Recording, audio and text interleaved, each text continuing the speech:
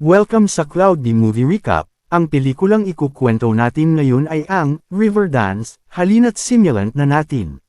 Sa isang baybaying bayan sa Ireland, naninirahan ang isang matandang lalaki na nagngangalang Patrick na nagtatrabaho bilang tagapagbantay ng parola. Bukod dito, isa rin siyang mahusay na tap dancer at propesyonal na manlalaro ng hurling. Kasama niya sa bahay ang kanyang asawa at ang kanyang apong si Keegan, na tinuruan niya ng lahat ng kanyang nalalaman. Ayon sa mga taga-baryo, noong kabataan ni Patrick ay napakabilis niyang sumayaw na walang makapantay sa kanyang bilis. Hanggang ngayon, naniniwala si Patrick na ang parola na kanyang binabantayan ay hindi pangkaraniwan. Tuwing gabi, sinisindihan niya ang ilaw nito dahil naniniwala siyang tinataboy nito ang kadiliman mula sa ibang mundo. Ayon sa alamat, kapag hindi nasindihan ang ilaw ng parola sa isang gabi, makapapasok sa kanilang mundo ang huntsman at papatayin ang maalamat na USA sa kanilang kagubatan na may mahiwagang mga sungay. Ang mga sungay ng mga usang ito ang dahilan kung bakit dumadaloy ang tubig at umuusbong ang buhay. Kapag nakuha ng huntsman ang mga ito, matutuyo ang ilog. Ngunit walang dapat ay pangamba dahil palaging tinitiyak ni Patrick na nakasindi ang ilaw tuwing gabi. Dahil dito, ipinagdiriwang ng mga tao sa nayon ang regalo ng buhay sa pamamagitan ng sayaw na Irish araw-araw. Si Keegan, ang apo ni Patrick, ay hindi kailanman naniwala sa mga kwentong ito. Pumunta siya sa tindahan ni DJ Margo upang kunin ang kanyang nai-record na musika na balak niyang patugtugin sa nalalapit na pagdiriwang ng St. Patrick's Day. Pinatugtog niya ang kanta kay Patrick at sabay silang sumayaw ng masaya. Ngunit sumakit ang likod ng matanda habang sumasayaw at naramdaman niyang malapit na ang kanyang oras. Umakyat silang dalawa sa tuktok ng parola upang maglinis, at doon binalaan ni Patrick si Keegan na ipagpatuloy ang kanyang mga tradisyon upang mapanatiling ligtas ang nayon. Bilang mapagmalasakit na apo, pinaupo ni Keegan si Patrick upang magpahinga habang siya ang gumawa ng lahat ng trabaho. Habang nakatanaw sa araw, nahulog ang tasa ng kape mula sa kamay ni Patrick. Nang lapitan siya ni Keegan, natuklasan niyang pumanaw na ang kanyang lolo. Sa libing ni Patrick, labis ang lungkot ni Keegan at pinagsisihan niyang hindi niya nasabi ang huling pamamaalam habang naroon pa siya. Ang buong bayan ay umawit ng awiting pamamaalam. Sinabi ng pari na huwag silang magluksa dahil namatay si Patrick habang ginagawa ang kanyang minamahal at ngayon ay payapa na siya. Sa halip, dapat nila itong ipagdiwang sa pamamagitan ng sayaw. Pinangunahan ng matalik na kaibigan ni Keegan na si Moya ang buong nayon sa isang tap dance bilang parangal sa kanyang lolo, ang pinakamahusay na mananayaw na kanilang nakilala at ang taong laging nagsisiguro na hindi nasa salakay ng huntsman ang kanilang nayon. Ngayon, umaasa ang mga taga-baryo kay Keegan upang ipagpatuloy ang tradisyon. Ngunit napakabigat ng responsibilidad para sa kanya. Nang gabing iyon, nabigo siyang sindihan ng parola at, lingid sa kanilang kaalaman, nagkaroon ng pagkakataon ang huntsman na makapasok sa kanilang mundo. Napansin ni Moya ang kanyang kalungkutan at niyaya siyang magkita sa talon sa tanghaling tapat. Inakay niya si Keegan sa likod ng talon, kung saan tumambad ang isang napakagandang kagubatan. Ang sumunod niyang nasaksihan ay hindi kapanipaniwala. Nakita niya si Moya na komportableng sumasayaw sa ibabaw ng ilog. Ipinaliwanag ni Moya na nasa isang mahiwagang kagubatan sila. Nang mamatay ang kanyang lola, pumunta siya roon at muli niya itong nakita at nakasayaw. Kinaumagahan, nagising si Keegan at sinalubong ng dalawang megaloceros na nagngangalang Penny at Benny. Ipinakilala sila ni Moya bilang kanyang mga kaibigan, ngunit, hindi pa rin nawala ang takot ni Keegan. Hindi pa roon nagtatapos ang lahat, dahil napaligiran siya ng daan-daang megaloceros na nagsasayaw. Doon niya napagtanto na ang kwento tungkol sa mga yusa sa kanilang sayaw ay hindi lamang kathang-isip. Ang mga yusa sa mundong iyon ay hindi pangkaraniwan, kaya nilang maglakad at sumayaw gamit ang dalawang paa at mas matangkad pa sa mga tao. Ang may pinakamalaki at pinakanatatanging mga sungay sa lahat ay ang kanilang pinuno. Labis itong natuwa nang muling makita ang kaibigang si Moya. At doon, ibinalita ni Moya ang pagpanaw ng lolo ni Keegan. Sumagot siya ng pananalitang pampalubag loob at nangakong aalisin ang lahat ng kanyang sakit. Samantala, dumating na rin ang mga ngaso sa mahiwagang gubat sakay ng kanyang bangka.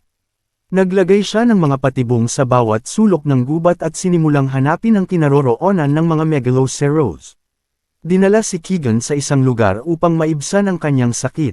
Labis ang kanyang paghanga nang matuklasan niyang naglalaro ng hurling ang mga Megaloceros, salamat sa kanilang malalaking sungay. Mas mahusay pa nga silang maglaro kaysa sa mga tao. Sumasayaw ang mga Megaloceros upang masiguro ang pagdaloy ng ilog, at ang larong hurling ang nagsisilbing ehersisyo nila upang manatiling malakas para sa pagsasayaw. Sa kalagitnaan ng laro, may dalawang manlalaro ang nasugatan kaya sinabi ni Patrick kina Keegan at Benny na pumalit muna sila. Si Benny ang naging tagabantay ng goal habang si Keegan naman ang naging corner forward.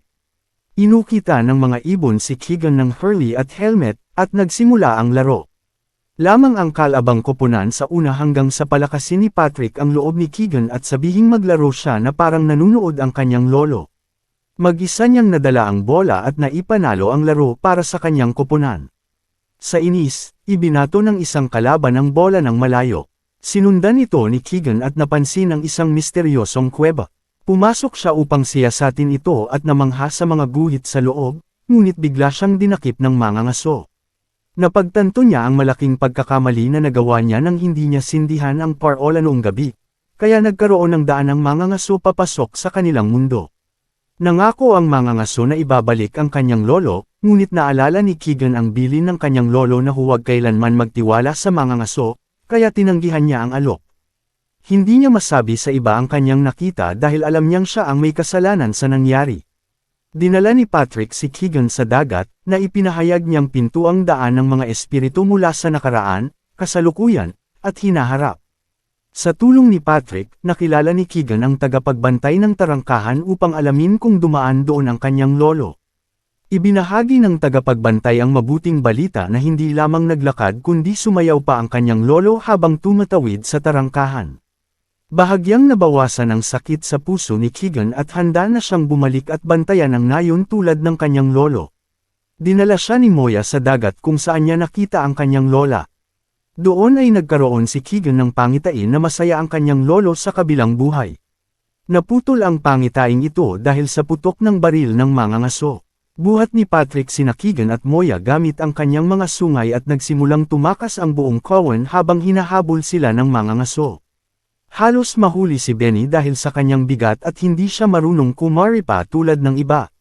Sa kasamaang palad, nahuli siya ng mga ngaso. Gayunman, hindi siya maiwan ni Patrick. Nalaman nilang si Benny ay pain lamang at si Patrick ang tunay na target. Inutusan ni Patrick sina Benny at Keegan na tumakbo habang siya ang haharap sa mga ngaso. Napunta sa pabor ng mga ngaso ang laban. Nabihag niya si Keegan at binigyan si Patrick ng pagpipilian, ibigay ang kanyang mga sungay o papatayin niya ang bata. Kapag nakuha niya ang mga sungay, magkakaroon siya ng kapangyarihang patigilan ang mga ilog at palaganapan ang kadiliman. Isinuko ni Patrick ang kanyang mga sungay ngunit binaril pa rin siya ng mga ngaso at tuluyang pinutol ang mga ito. Biglang bumalot ang kadiliman sa nayon, at higit pa rito, natuyo ang ilog. Pinalibutan ng mga Megaloceros ang katawan ni Patrick habang may hawak na mga parol sa kanilang mga paa. Sa pangunguna ni Benny, umawit sila hanggang sa umangat ang kaluluwa ni Patrick patungo sa kabilang buhay. Puno ng galit at pagkakasala, hinarap ni Keegan ang mga ngaso upang pigilan itong makatakas sa kanilang mundo dala ang mga sungay ni Patrick. Kailangan niyang maibalik ang mga ito sa ilog, kung hindi ay mananatili ang kadiliman magpakailanman. Ginamit ni Keegan ang kanyang husay sa hurling upang labanan ang mga ngaso, at tumulong din ang mga isda sa dagat. Napalaya niya ang mga sungay at inihagis ang mga ito sa dagat. Mula sa tubig ay sumilay ang isang maliwanag na anyo ni Patrick na siyang tumapos sa mga ngaso. Muling damaloy ang ilog sa nayon at nagbalik ang liwanag sa kanilang mundo. Naging bagong hari ng mga Megalocero si Benny habang masaya namang inako ni Keegan ang responsibilidad sa parola. Muli nang naging ligtas ang nayon. Hinarap ni Keegan ang kadilimang nasa kanyang puso, ang takot at pagsisisi sa pagkawalan ng kanyang lolo nang hindi man lamang nakapagpaalam.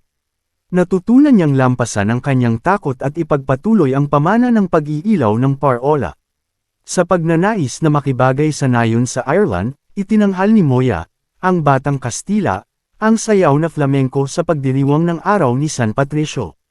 Ipinapakita ng kwento na hindi dapat matakot ang sinuman na maging totoo sa sarili, At laging may liwanag na naghihintay matapos malagpasan ang dilim. Dito na nagtatapos ang pelikula. Salamat sa panunood hanggang sa susunod na video.